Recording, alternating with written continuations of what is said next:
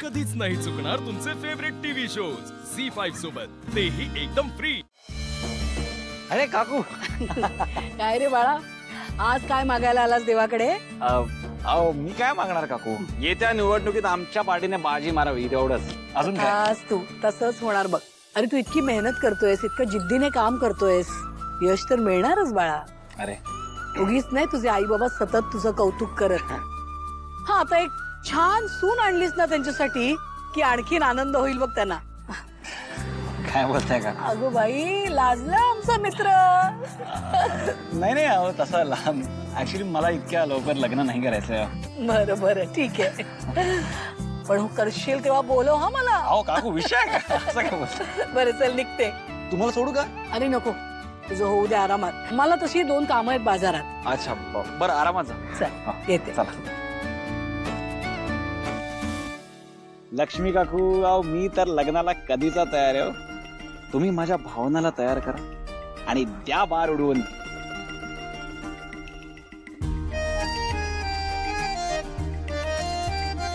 देवा बघतोयस ना, माझ्या भावनाने दिलंय। लव्ह लेटर नाहीये पण ऑडिट लेटर तर आहे ना,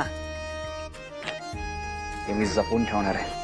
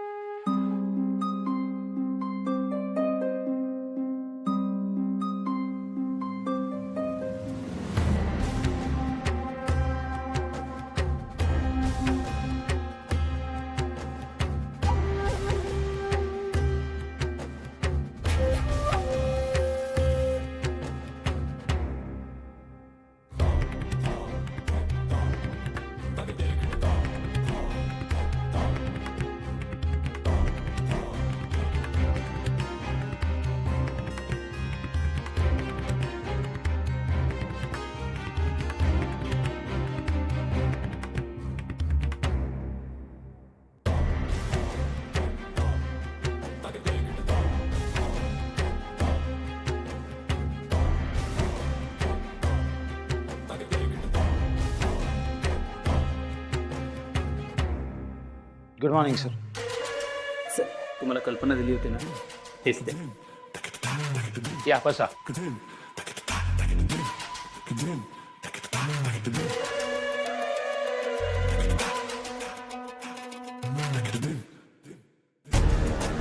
बोला, काय काम आहे तुमचं? सर ऍक्च्युली आमचं एक सोलार प्रोजेक्ट आहे।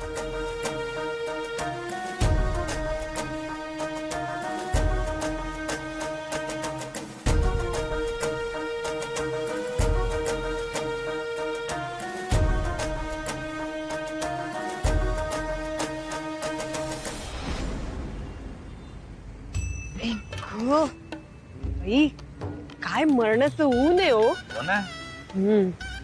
ऐका ना, या अशा उन्हात ना मस्त काहीतरी गार प्यावंसं वाटतंय मला। हो आणि खिशाला काय भोकं पाडूया? हे बघ वीणा, तिकडे पेन पार्कला पैसे द्यावे लागू नये म्हणून मी गाडी इथे लावली, आणि तू आता सांगतेस काहीतरी गार पिऊया। हो, निदान उसाचा रस तरी। हे बघ वीणा, प्रत्येक वेळी बाहेर पडल्यानंतर तू लहान मुलांसारखा हट्ट करणार असशील ना, तर मी कुठे घेऊन जाणार नाही तुला। हे असं बोलताय ना जसं काहीतरी खूप मोठं मागितले मी। तुमच्याकडनं ना अपेक्षा करते तेच चुकतं माझं।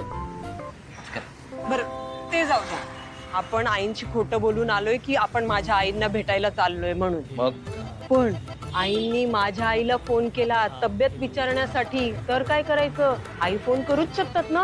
अरे बापरे, याचा मी विचारच नव्हता केला। आणि आई करूच शकते तुझ्या आईला तब्येत विचारायला फोन। वीणा एक काम कर ना, आईने तुझ्या आईला फोन करायच्या आधी तूच तुझ्या आईला फोन करून सांग की आपण असं असं घरी सांगितलंय म्हणून, नाहीतर आपलं पिंग फुटेल। प्लीज सांग। म्हणूनच बाई, मला नाही असं खोटं नाटक बोलायला अजिबात आवडत नाही बघा। बाई नंतर बोल, आता तिला फोन लावून तर सांग। हे घे। तर करावंच लागेल ना, पण आईला फोन करून हे सांगते की मी जे सांगितलंय ना तेच सांगशील म्हणून। वीणा वा, कधी कधी तू माझी बायको आहेस ना, याचं मला जाम कौतुक वाटतं। फोन कर फोन। हो हो हो।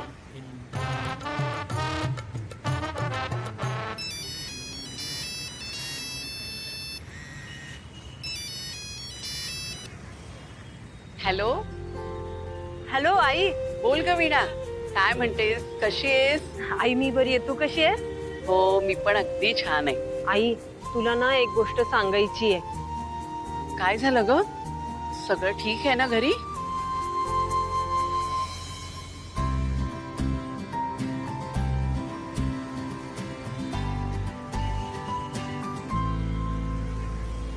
हे सगळं असं आहे बघ, नाही खोटं बोलून बाहेर यावं लागतंय ना. आणि प्लीज आईंना यातलं काही कळू द्यायचं नाहीये ना, म्हणून हे असं खोटं बोलते. पण तू सांभाळून घेशील ना आई?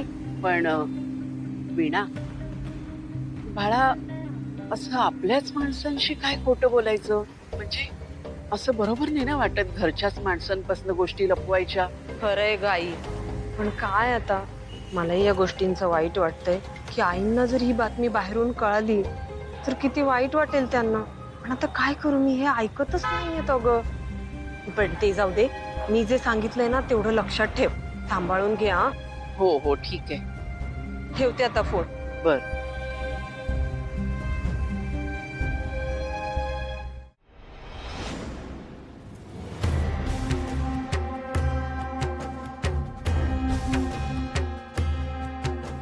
प्रोजेक्ट तुमचा दमदार आहे, थँक्यू सर.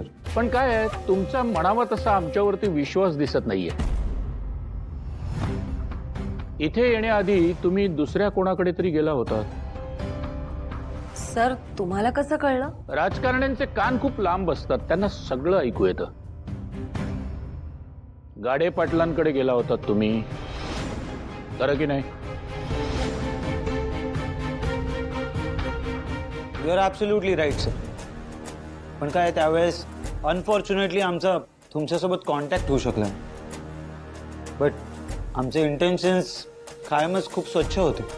आपला प्रोजेक्ट जास्तीत जास्त लोकांपर्यंत पोचावा आणि ऑफकोर्स त्यातनं आमचा थोडाफार फायदा व्हावा, इतकंच. नाही, प्रोजेक्ट चांगलंच आहे तुमचं, पण काय सध्या इलेक्शनचा टाइम चालू आहे, त्यामुळे मला यात लक्ष घालता येईल की नाही सांगणं जरा कठीणच आहे.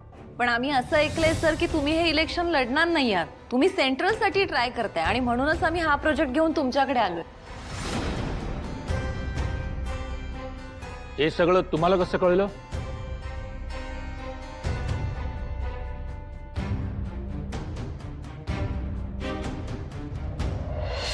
अगं नीलू, तुझ्या सासऱ्यांकडनं काहीच रिस्पॉन्स येत नाहीये.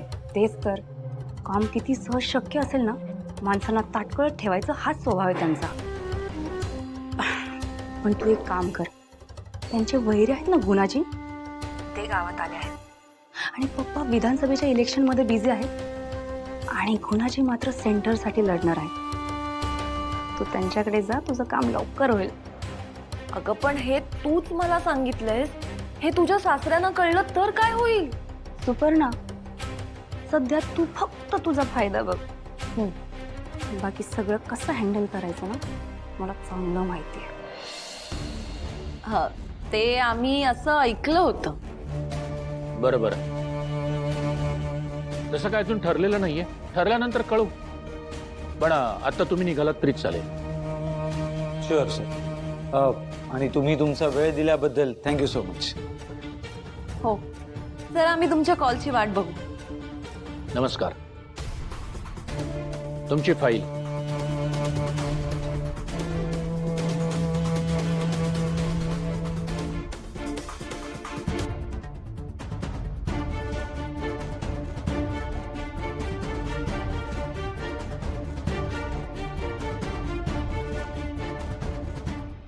झी5 ॲप डाउनलोड करा आणि पहा सर्व एपिसोड्स एकदम फ्री.